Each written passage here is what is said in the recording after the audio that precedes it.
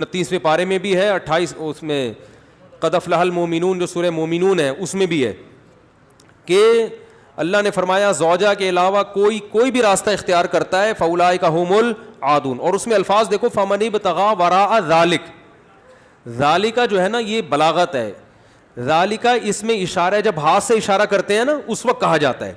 گویا اللہ تعالیٰ آپ کو آپ کی زوجہ کی طرف اشارہ کر کے کہہ رہا ہے کہ یہ جو بیوی ہے نا, بیوی کے یہ والا آپشن, اس کے علاوہ آپ کے پاس کوئی دوسرا آپشن نہیں ہے. اشارہ کر دیا.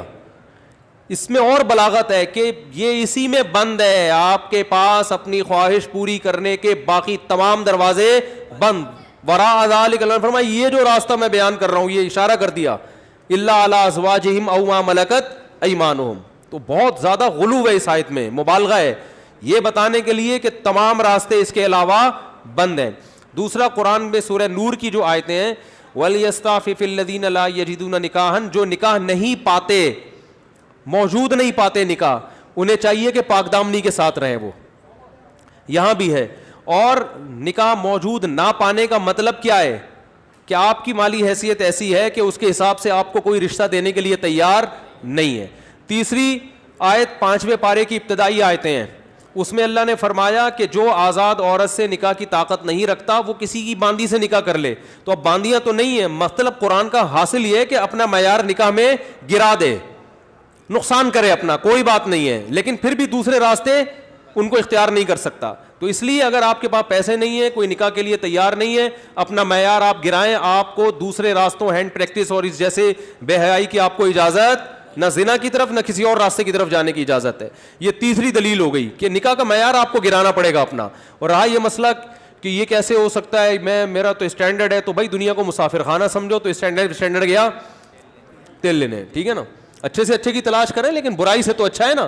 حضرت عبداللہ بن عباس رضی اللہ عنہ سے روایت ہے کہ ایک شخص آیا, اس نے کہا کہ میں ہاتھ سے اپنے آپ خواہش پوری کرتا ہوں, ایک روایت ہے. تو حضرت عبداللہ بن عباس نے نفرت سے منہ پھیر لیا اور فرمایا کہ تو باندھی رکھ لیتا یہ تیرے لیے زیادہ بہتر.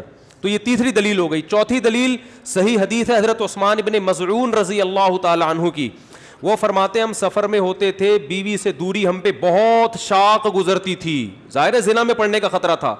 تو ہم نے نبی سے اجازت لی کہ ہم اپنے آپ کو خسی کر دیں, اپنی جو خواہش ہے وہ کیا کر دیں, ختم, کوئی ایسی دوا کھائیں, کچھ بھی کر لیں, آج کل آپریشن بھی ہوتا ہے.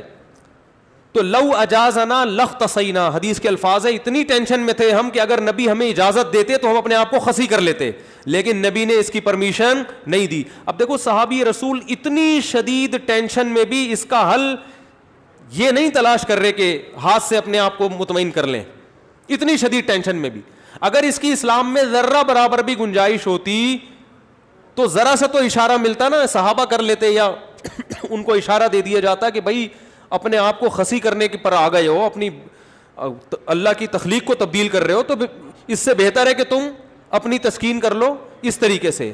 اس کی پرمیشن کا کہیں تذکرہ نہیں ملتا. اس کا مطلب ہے کہ اس نبی نے وہاں کیا فرمایا صحابی کو, نہانا عن التبتل, نبی نے فرمایا نکاح سے دور بھاگنے سے منع کیا. تو فرمایا نا نا نا نا نا تزوج الودود الولود, فرمایا یہ اللہ نے خواہش اس لیے رکھی ہے کہ تم نکاح کی طرف کیا ہو جاؤ, مجبور ہو جاؤ.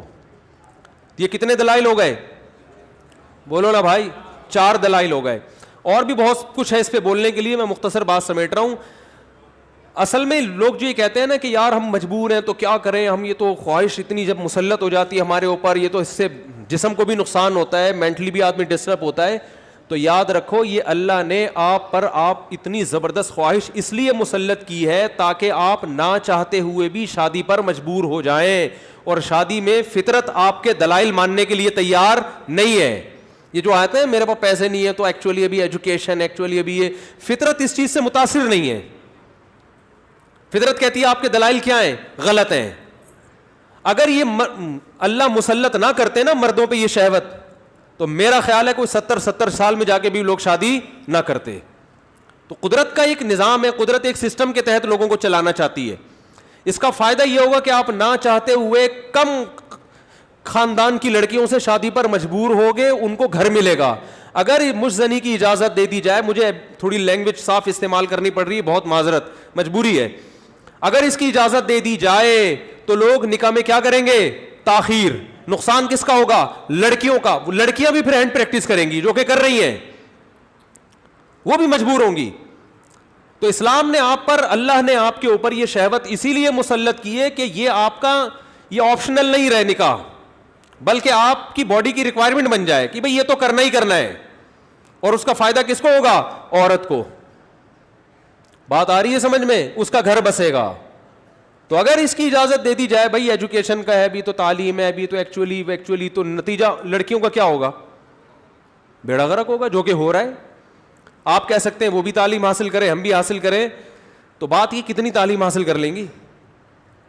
اور اگر کر بھی لیں گی تو فطرت کا کوئی آلٹرنیٹ نہیں ہوتا, نیچر کا متبادل نہیں ہے. جو چیز آپ کی باڈی کی ریکوائرمنٹ ہے اس کو بہرحال پورا کرنا ہے.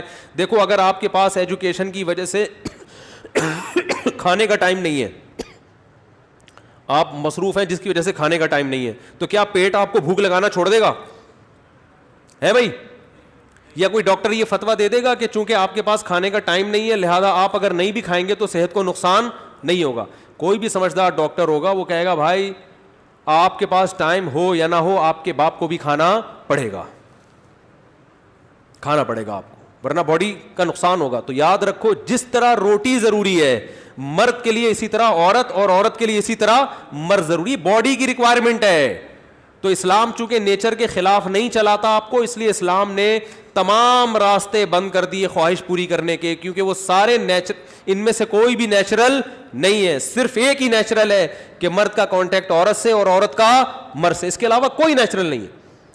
ہاں ایک آخر میں بات ضرور کہوں گا, ڈاکٹر ذاکر نائک صاحب اللہ ان کی عمر میں برکت دے, انہوں نے یہ کہا ہے کہ زنا سے بچنے کے لیے اگر کوئی یہ عمل کرتا ہے تو شاید مستحب ہو.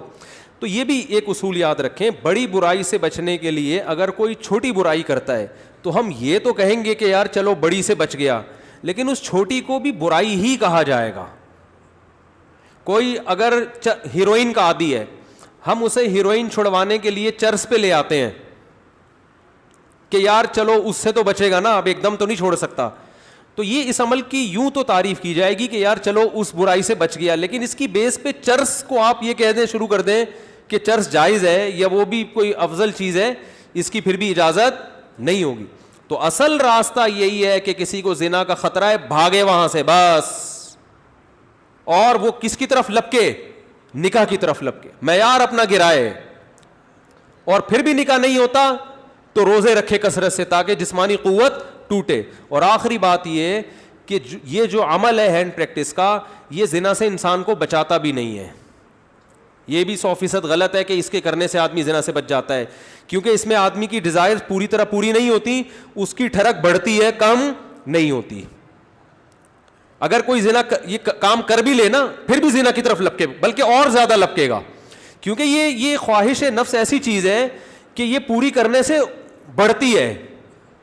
آپ کے جو دل کی خواہش ہے نا, نفس کی خواہش, یہ پورا کرنے سے کم نہیں ہوتی بلکہ بڑھتی ہے. جو اپنے آپ کو روکتے ہیں تو ان میں تو کنٹرول میں رہتی ہے, جو نہیں روکتے ان کے کنٹرول سے باہر ہوتی ہے. یہ تو یہ حل بھی نہیں ہے, یعنی میڈیکلی بھی یہ حل نہیں ہے زنا سے بچنے کا کہ یہ کام کرو. جو جتنے بڑے بڑے زانی ہیں پہلے انہوں نے یہ کام کیا ہے, اس کے بعد جا کے زنا کی طرف گئے ہیں, اور جنہوں نے اپنے آپ کو اس عمل سے بچا لیا وہ زنا سے بھی بچے رہتے ہیں. تو زنا سے بچنے کا جو قرآن میں اور احادیث میں ہمیں طریقہ ملتا ہے, جیسے یوسف علیہ السلام تھے, ان کو عورت نے دعوت دی زنا کی, وہ بھاگے ہیں, بس نکلنے کی کوشش کی انہوں نے وہاں سے. تو اصل حل اس کا یہ ہے. اور آخری بات یہ کہ یہ میں مانتا ہوں بہت سارے نوجوانوں کے حالات سامنے آئے ہیں جو اس لت, اچھا یہ بھی ایک فالٹ ہے اس میں کہ یہ عمل ایک دفعہ ہوتا نہیں ہے. آپ جو نوجوانوں کی ہسٹری جمع کریں نا, تو ایسا نہیں ہوتا کہ جس نے ایک دفعہ کیا تو بس زندگی میں ایک ہی دفعہ کیا کہ یار بہت زیادہ مجبور ہو گیا تھا تو یہ عمل کر لیا. نا نا نا نا, جس نے ایک دفعہ کیا وہ دن میں 10 دفعہ بھی کرتا ہے پھر یہ عمل.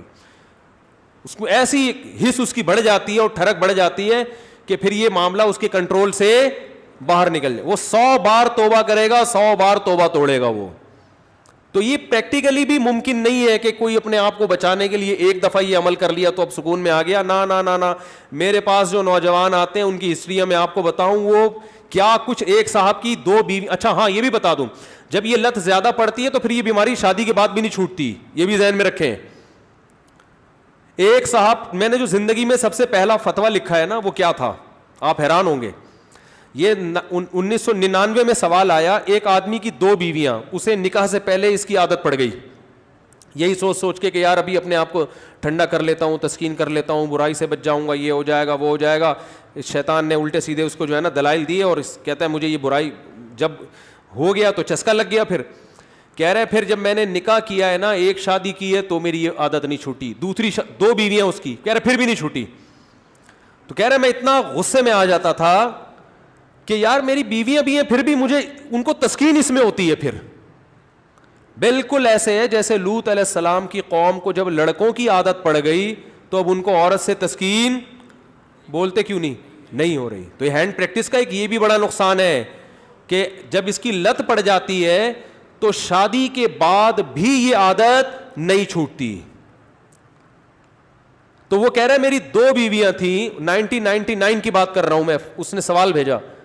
تو کہہ رہا ہے کہ میں اتنا مجبور ہو گیا کہ ایک دن میں نے قسم اٹھائی کہ آئندہ میں نے اپنے ہاتھ سے اپنے آپ کو فارغ کیا تو میری دونوں بیویوں کو 3 طلاقیں. کہہ رہے میں نے یہ سوچا کہ شاید اس عمل سے میں اپنے آپ کو روک لوں گا, پھر بھی نہیں رکا, اور پھر بھی یہ عمل کیا, اور ہم نے اس کو فتویٰ دیا کہ آپ کی دونوں بیویاں آپ پر ہمیشہ کے لیے حرام ہو گئی ہیں. تو اب آپ بتاؤ اس پہ کیا گزر رہی ہوگی. تو ہم نے لوگوں کے یہ حالات دیکھے ہیں, تو اس لیے اس قسم کے کلپ سے متاثر ہو کر کوئی بھی شخص ایسی حماقت کرنے کی کوشش بولو بھائی نہ کرے. اور میرا مقصد آپ کو کسی کو مایوس کرنا نہیں ہے. اگر کوئی نوجوان اس بیماری میں مبتلا ہو گیا ہے تو حدیث میں آتا ہے ما انزل اللہ من داء الا انزل له شفاء, ہر بیماری کا اللہ نے شفا پیدا کی ہے. تو مایوس نہ ہو. سب سے پہلے تو وہ نکاح کرے تاکہ معاملہ آگے بڑھے نہیں, کیونکہ اگر نہیں کرے گا نا یہ پھر یہاں تک رکے گا نہیں معاملہ. کیونکہ یہ لڑکے پھر جب یہ کام کرتے ہیں پھر وہ انٹرنیٹ پر فحش فلمیں بھی دیکھتے ہیں, پھر وہ تصویروں کی طرف بھی جائے گا, بد نظری کی طرف بھی, اور پھر یہ بڑھتا رہے, پھر وہ زنا کا متلاشی ہوتا ہے کہاں مجھے موقع ملے. تو اس لیے میرے بھائی اپنے آپ کو روکنے کی کوشش کرنی چاہیے. تو اس کا پہلا اسٹیپ یہ ہے کہ سب سے پہلے آپ یہ عزم کریں کہ میں نے اپنے آپ کو اس برائی سے ہر قیمت پہ دور کرنا ہے, یہ میرا ایم ہے, میرا عزم ہے. اگر آپ ارادے میں ہی ڈھیلے ہیں تو بھائی پھر معاملہ کیا ہو جائے گا, خراب ہو جائے. تو پہلے تو کیا کرنا ہے, پکا عزم کرنا ہے. اب دوسرا علاج کے طریقے دریافت کرنے آپ نے. سب سے پہلا کام یہ کرنا ہے کہ انسان کو جہاں برائی کی عادت پڑتی ہے نا وہاں برائی چھوٹتی نہیں ہے. آپ کی کوئی خاص ایسی جگہ جہاں آپ سونے کے لیے لیٹتے تھے اور وہاں پر آپ پہ یہ شہوت کا جنون چڑھتا تھا, تو اپنا ٹھکانہ وہاں سے کیا کر لو, چینج کر لو. رات کو سونے سے پہلے مطالعہ کر کے سو. کوئی اپنے سرہانے کتاب رکھی جائے. جو نوجوان خدا نخواستہ کوئی اس میں مبتلا ہے تو اس کو بتا رہا ہوں میں, اپنے سرہانے کیا رکھیں, کوئی دلچسپ کتاب رکھیں. بستر پہ جیسے ہی لیٹے, جو معمولات ہے نا آیت الکرسی پڑھنا, دعائیں پڑھنا, بستر پہ لیٹنے سے پہلے پڑھ لیں وہ, تاکہ آپ جب بستر پہ جیسے ہی جائیں تو آپ کی سوچ جو ہے نا وہ مطالعے کی طرف چلی جائے. تو فوراً آپ نے کیا کرنا ہے, جیسے ہی سونے کے لیے لیٹے کتاب آپ کے پاس ہونی چاہیے, بستر پہ جاتے ہی آپ اس کتاب کا مطالعہ کرنا شروع کر دیں. انسان جیسے ہی لیٹ کے مطالعہ کرتا ہے اس کو نیند آ جاتی ہے, آپ سو جائیں گے, کیونکہ زیادہ تر نوجوانوں کے پر یہ اٹیک رات کے ٹائم ہی ہوتا ہے.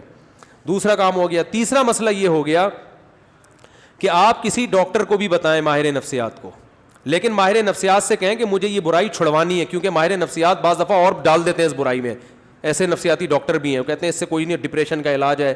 اور بھائی ساری ڈپریشن کے اور بہت سارے علاج ہیں دنیا میں, وہ علاج وقتی ہے, جیسے سٹا لگانے سے نا وقتی طور پہ ٹھیک ہو جاتا ہے. تو اب یہ بیوقوفی ہے نا کہ سٹے لگا لگا کے ڈپریشن کا علاج, اس سے ڈپریشن بڑھتی ہے, کم نہیں ہوتی. وقتی کم ہوگی, اگلے دن اس سے بڑا اٹیک ہوگا آپ کے اوپر, سارا دن پھر یہی کرتا رہے گا. ایسے ایسے لڑکے آ کے بتاتے ہیں کہ آدمی حیران ہوتا ہے, یار تمہاری ہڈیوں میں اتنا جوس کہاں سے آیا, تم مر کے ختم ہو جاؤ گے اللہ کے بندو. تو وہ یہی کرتے رہتے ہیں ڈپریشن. تو ماہر نفسیات بھی الو سب کچھ سب کو نہیں پتا ہوتا. تو ماہر نفسیات سے بولیں کہ مجھے یہ برائی چھڑوانی ہے ایسی کی تیسی, آپ کی باقی افلاطونیاں بقراتیاں اپنے پاس رکھو, آپ یہ برائی مجھے کیا کرنی ہے. تو نفسیاتی بھی ٹوٹکے ہوتے ہیں, کچھ طریقے ہوتے ہیں. کوئی ماہر ڈاکٹر ہوگا انشاءاللہ آپ کو ایسے طریقے بتائے گا, ایسے ٹوٹکے بتائے گا, ایسی تدبیریں بتائے گا کہ آہستہ آہستہ یہ برائی آپ سے انشاءاللہ چھوٹ جائے گی. اور ایک اور کام, دعا بھی مانگنی ہے. کسی شیخ سے اصلاحی تعلق بھی قائم کرو, ان کو بھی بتاؤ اپنی بیماری. اور ایک اہم ترین بات یہ کہ اپنے آپ کو ایسے نہ چھوڑو, جب بھی یہ گناہ آپ سے ہو آپ نے اپنے اوپر کوئی سزا متعین کرنی ہے. 2 روزے 3 روزے یا 1 روزہ یا 1 ہفتے کا روزہ, یہ سزا دینی ہے اپنے آپ کو. وہ ہر آدمی کے حساب سے مختلف ہوتی ہے. صدقہ بھی کرنا ہے, تاکہ اس کا فائدہ یہ ہوگا کہ دیکھو یہ ایک دم نہیں چھوٹتا گناہ, یہ آہستہ آہستہ ہی چھوٹے گا. اس لیے مایوس نہیں ہونا کہ اتنے سارے ٹوٹکے اختیار کیے پھر گناہ ہو گیا, تو پھر شیطان مایوس کرتا ہے بھائی تیرے بس کا کام نہیں ہے. کوئی بات نہیں یار, ٹھنی اس سے ہے دشمنی عمر بھر کی, کبھی وہ دبا لے کبھی تو دبا لے. شیطان کو حضرت مظلوم نے فرمایا کہ کبھی شیطان تجھے پٹک دے گا نیچے, کبھی کبھار تو بھی تو شیطان کو پٹکے گا نا, تو پھٹا چلتا رہے گا قیامت تک, کوئی مسئلہ نہیں ہے. تو کیا کرنا ہے, جب بھی یہ گناہ ہو جائے 2 رکعت پڑھ کے توبہ کرنی ہے, اللہ سے معافی مانگنا ہے, اور اپنے آپ کو کوئی سزا دینی ہے صدقہ کے ذریعے یا روزے کے. سب سے بہتر سزا روزہ ہے, صدقے سے اتنا فائدہ نہیں ہوتا, روزے سے اس میں زیادہ فائدہ ہوتا ہے.